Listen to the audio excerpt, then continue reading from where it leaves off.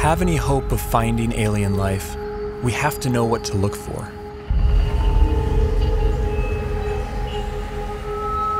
But where do we begin? How do we narrow down a seemingly infinite set of possibilities?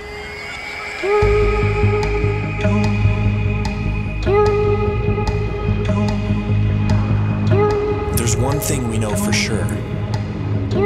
Nature will have to play by her own rules. No matter how strange alien life might be, it's going to be limited by the same physical and chemical laws that we are.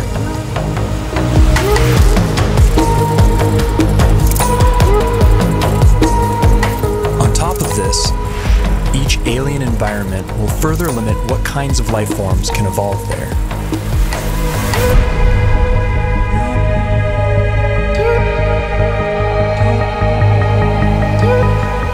Despite these natural boundaries, the possibilities are staggering to imagine. Trillions of planets, each a unique cauldron of chemicals undergoing their own complex evolution.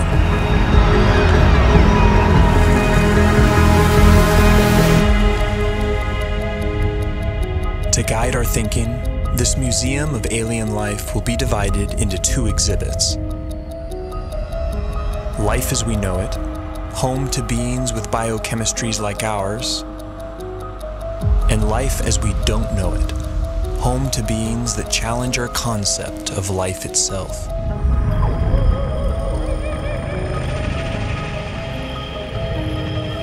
Before we venture too far into the unknown, we have to ask ourselves, what if alien life is more like us than we think?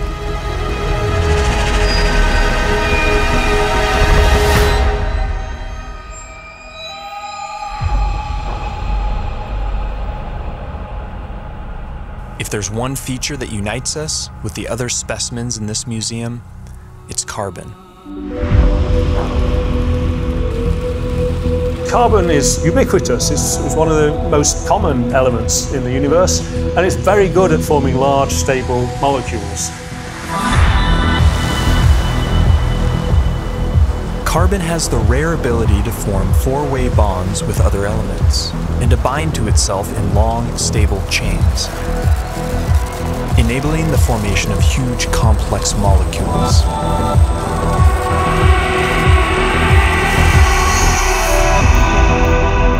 This versatility makes carbon the centerpiece in the molecular machinery of life. And the same carbon compounds that we use have been found far from Earth, clinging to meteorites, and floating in far-off clouds of cosmic dust. The building blocks of life, drifting like snow through the universe.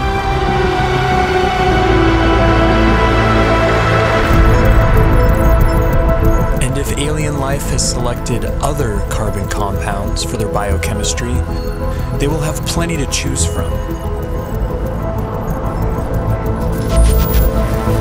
Scientists recently identified over 1 million possible alternatives to DNA, all carbon-based.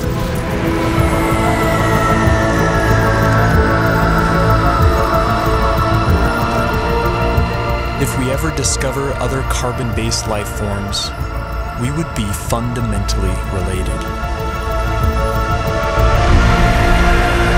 They would be our cosmic brethren. But would they look anything like us? If they hail from Earth-like planets, we could share even more in common than just our biochemistry. What would life be like on other planets if it has evolved? Would it be like the world today here on Earth? Or would it be completely different? There are those who argue that from the argument of convergent evolution, if conditions on other planets are similar to here, then we would see very similar life forms. Animal and plant-like organisms that look very familiar.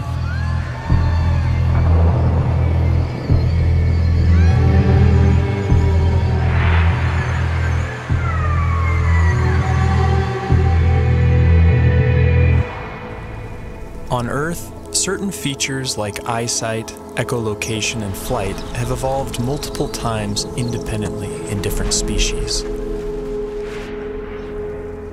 This process of convergent evolution could extend to alien planets like Earth, where creatures face similar environmental pressures. It's no guarantee, but there could be certain universalities of life. The greatest hits of evolution on repeat across the universe.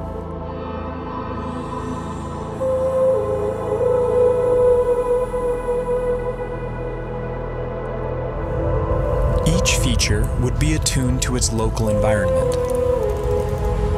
Dimly lit planets would produce huge eyes to suck in extra light, like nocturnal mammals.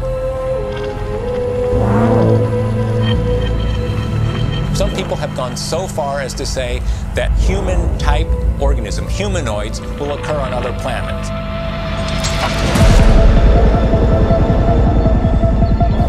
The existence of other human-like organisms seems unlikely, given the long, convoluted chain of events that produced us. But we can't rule it out.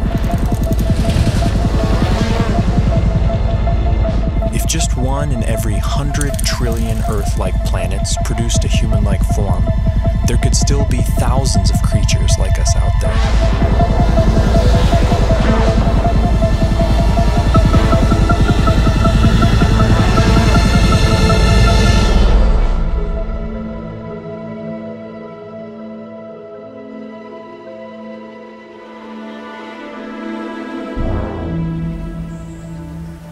Convergent evolution is also rampant in plant life, and C4 photosynthesis has arisen independently over 40 times. Would alien plants look like ours or something else entirely?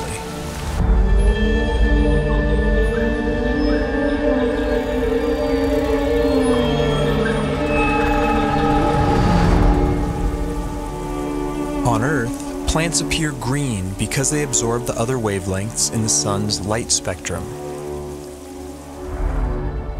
But stars come in many colors.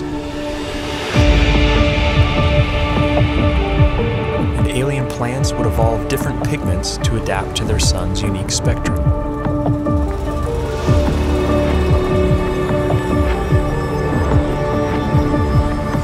Plants feeding off hotter stars could appear redder by absorbing their energy-rich bluer light.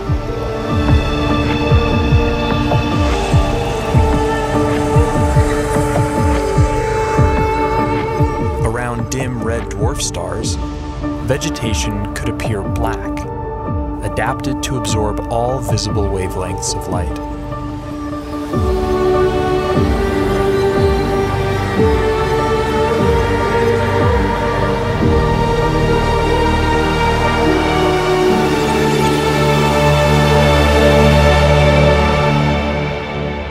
Earth itself may have once appeared purple due to a pigment called retinol that was an early precursor to chlorophyll. Some think that retinol's molecular simplicity could make it a more universal pigment. If so, we may find that purple is life's favorite color.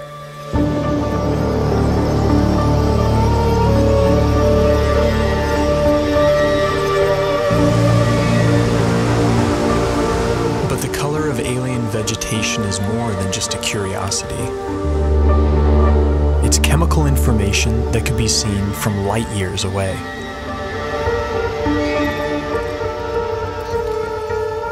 Earth plants leave a signature bump in the light reflected off our planet. Finding a similar signal from another world could point the way to alien vegetation.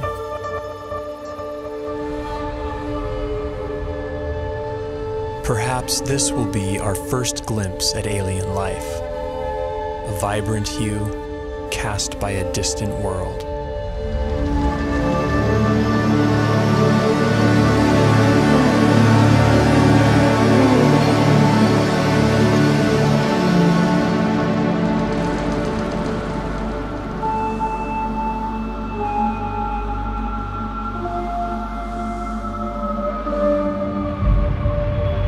What happens when you change the day length of a planet? What happens when you change the tilt of a planet?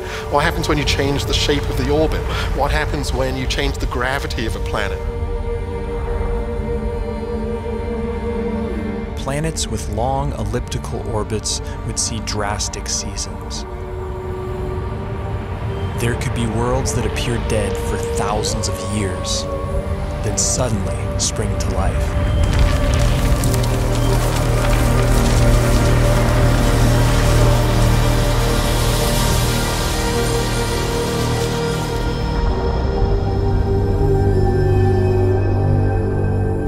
Most of the rocky planets discovered so far have been massive super-Earths.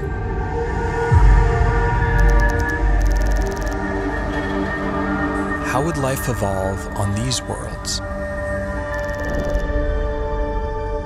In the seas, gravity may not matter much at all.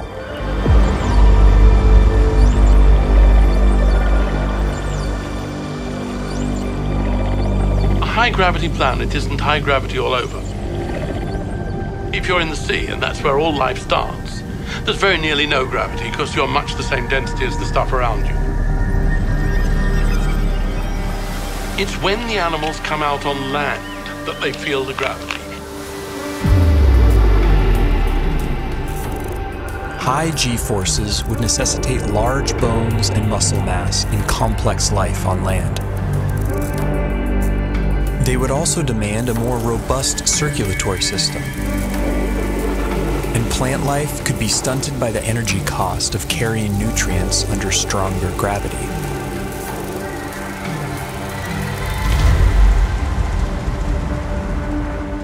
Low-gravity planets would more easily lose their atmospheres to space and lack a magnetic field to protect from cosmic rays.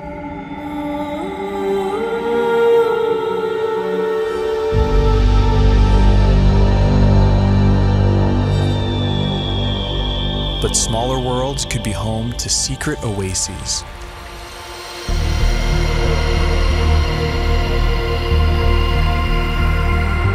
Huge cave systems that provide hideouts for life.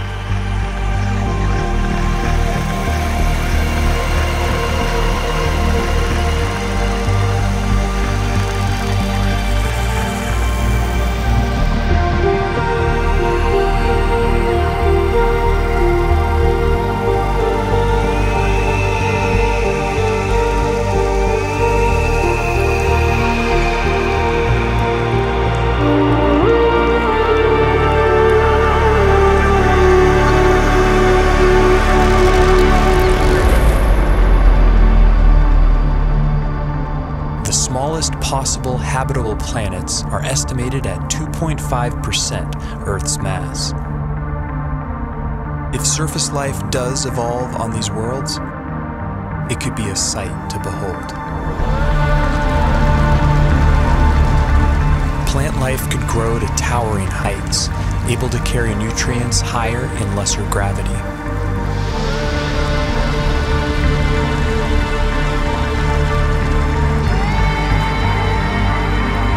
Without the need for bulky skeletons and muscle mass, animals could have body types that boggle the mind.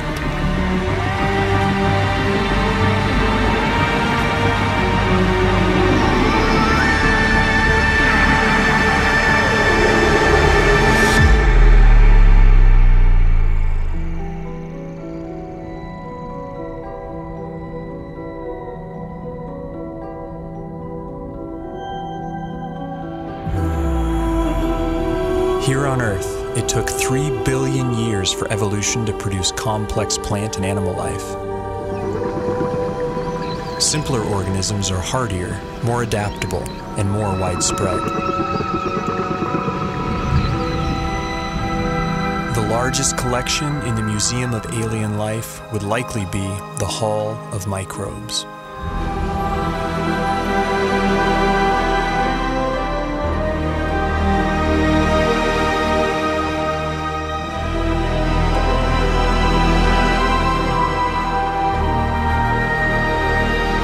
Yet finding even the tiniest alien microbe would be a profound discovery.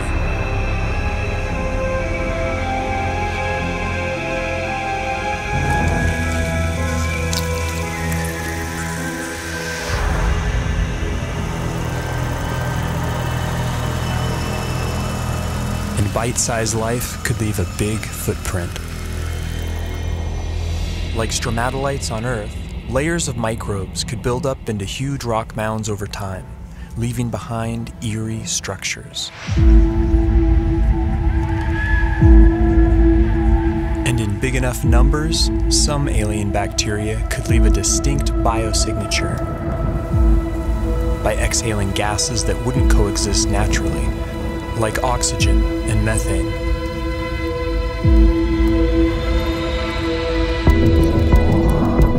There's ways to make oxygen without life, there's ways to make methane without life, but to have them in the atmosphere together is almost impossible unless you've got biology making those gases at the surface. And it would have an imprint on the planet's spectrum of colors. Next-generation space telescopes could find a signal like this on a world not far from home. The closest Sun-like star with an Earth-like exoplanet in the habitable zone is probably only 20 light-years away and can be seen with the naked eye.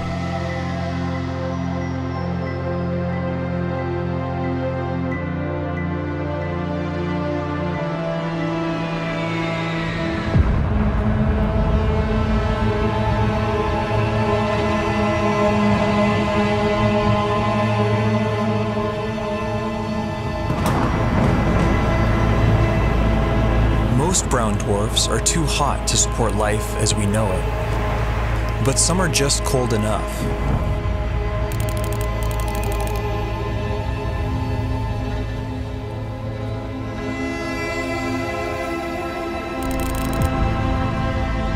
All the prime elements for life have been detected inside their atmospheres.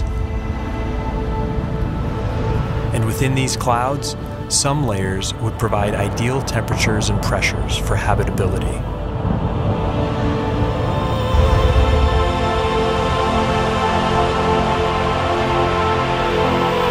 There could be photosynthetic plankton in these skies, kept aloft by churning upwinds.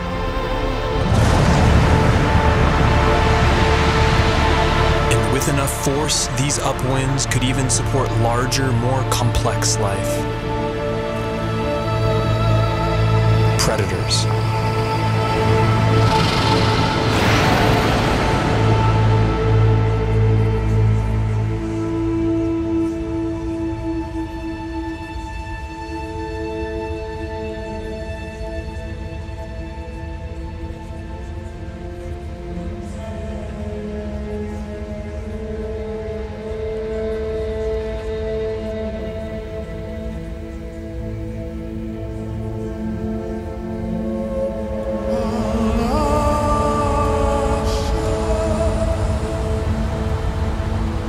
This raises a crucial question. What if we've been looking in all the wrong places? What if nature has other ideas?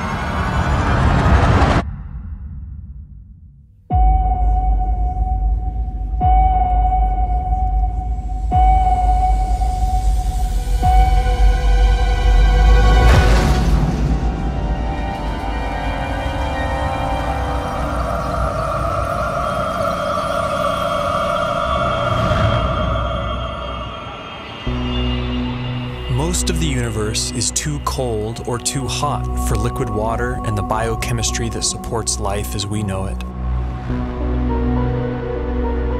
But in case our biases are misleading, we have to cast a wide net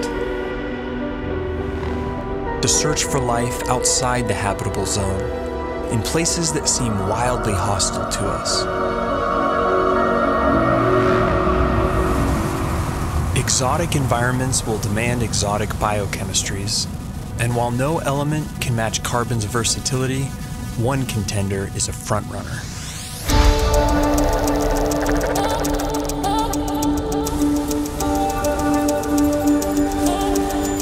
At first glance, silicon seems similar to carbon. It forms the same four-way bonds and is also abundant in the universe. But a closer look reveals that these two elements are false twins.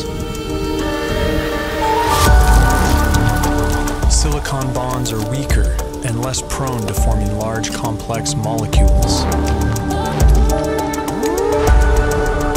Despite this, they can withstand a wider range of temperatures, opening up intriguing possibilities. Life based on the silicon atom instead of carbon would be more resistant to the extreme cold, providing a whole new range of weird forms. But silicon has a problem. In the presence of oxygen, it binds into solid rock.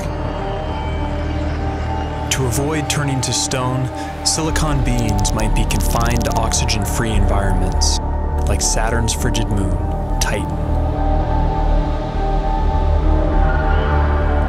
Its vast lakes of liquid methane and ethane could be an ideal medium for silicon-based life or other radical biochemistries.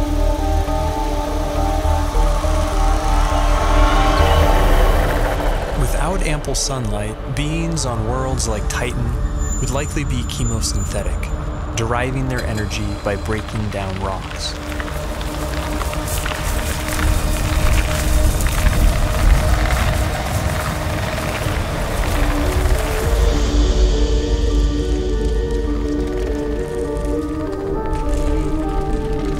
Such life forms could have ultra-slow metabolisms and life cycles measured in millions of years.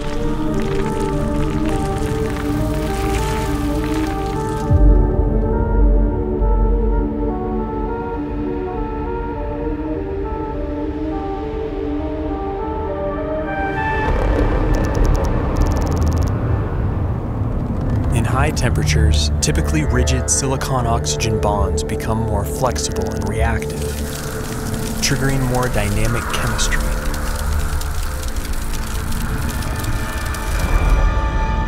This has led to a truly bizarre proposal: silicon-based life forms that live inside molten silicate rock.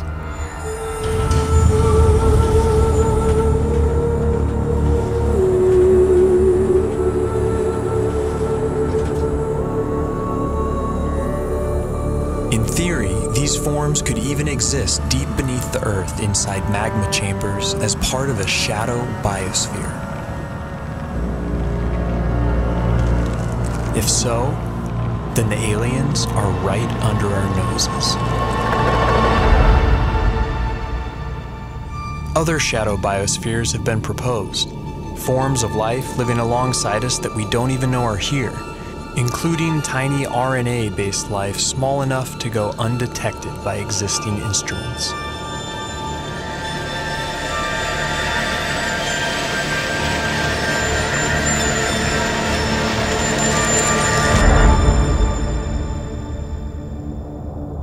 Clouds of dust in empty space might seem like the last place you'd expect to find anything living. But when cosmic dust makes contact with plasma, a type of ionized gas, something strange happens. In simulated conditions, dust particles have been seen spontaneously self-organizing into helical structures that resemble DNA.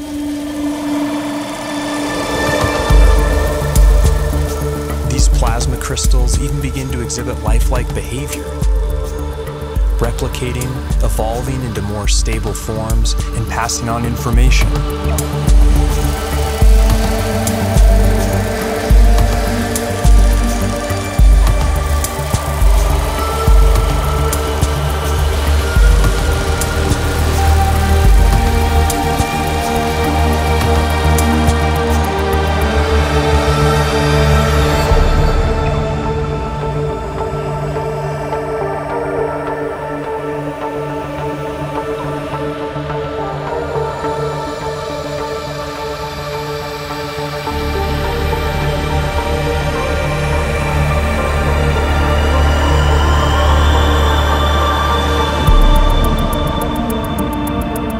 Plasma is the most common state of matter in the universe. If complex evolving plasma crystals really exist, and if they can be considered life, they could be its most common form.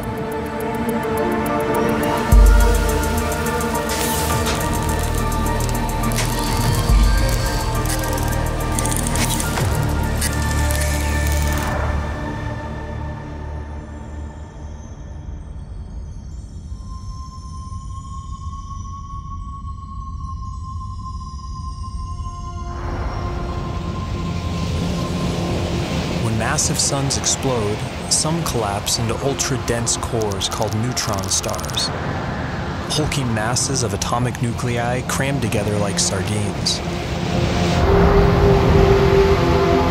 Conditions on the surface are mind-boggling. Gravity is 100 billion times stronger than Earth's.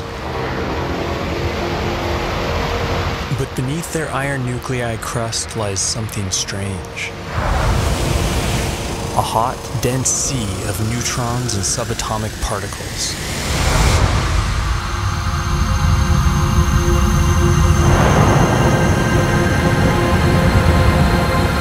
Stripped of their electron shells, these nuclei would obey entirely different laws of chemistry, based not on the electromagnetic force, but the strong nuclear force which binds nuclei together.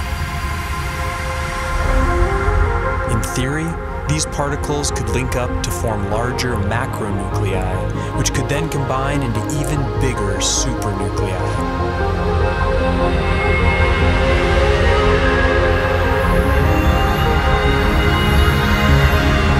If so, then this bewildering environment would mimic the basic conditions for life: heavy nucleon molecules floating in a complex particle ocean.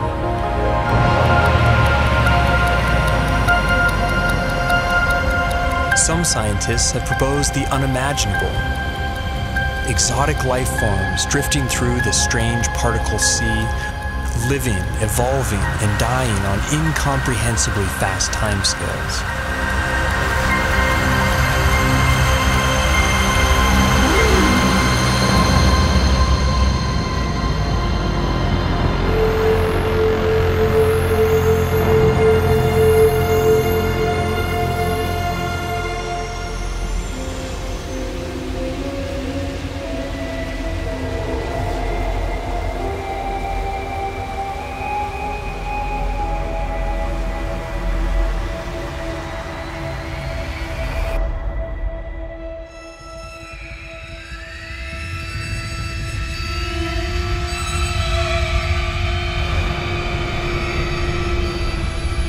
Life is not something that has to evolve naturally. It can be designed.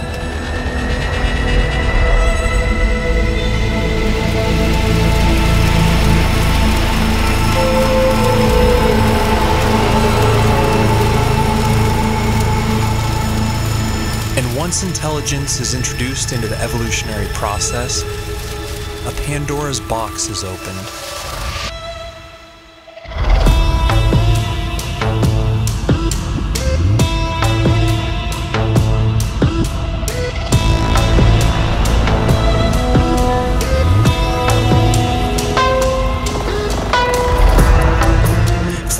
Typical biological limitations, synthetic and machine-based life could be the most successful of all. It could thrive almost anywhere, including the vacuum of space, opening up vast frontiers unavailable to biological organisms.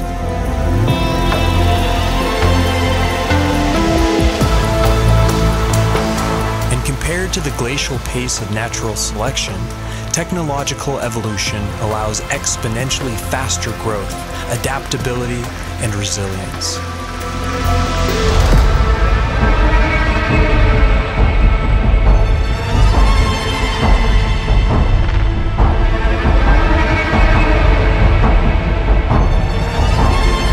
By some estimates, autonomous self-replicating machines could colonize an entire galaxy in as little as 1 million years.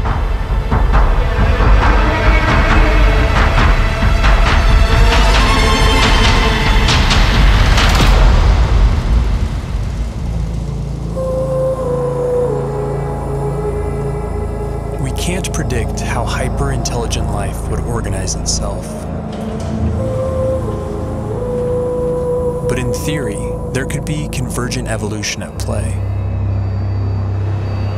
The electrical properties of silicon might make it a universal basis for machine intelligence, a redemption for its biological shortcomings.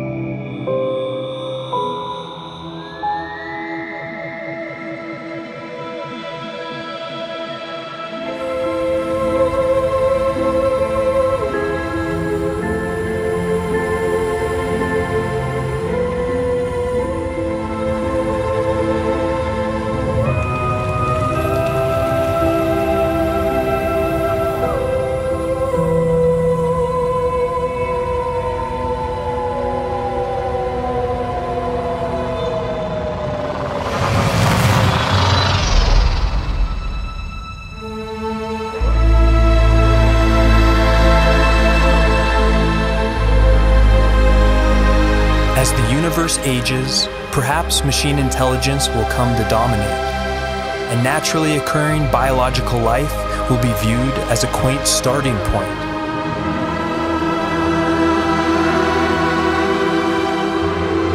Perhaps we ourselves will lead this transition, and the great human experiment will be merely a first link in a sprawling intergalactic chain of life.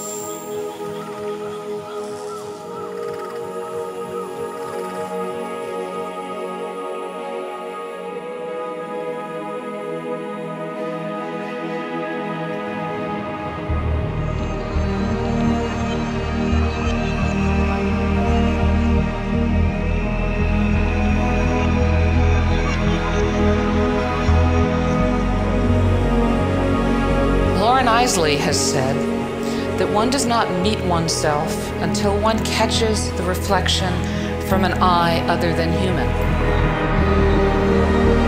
One day that eye may be that of an intelligent alien.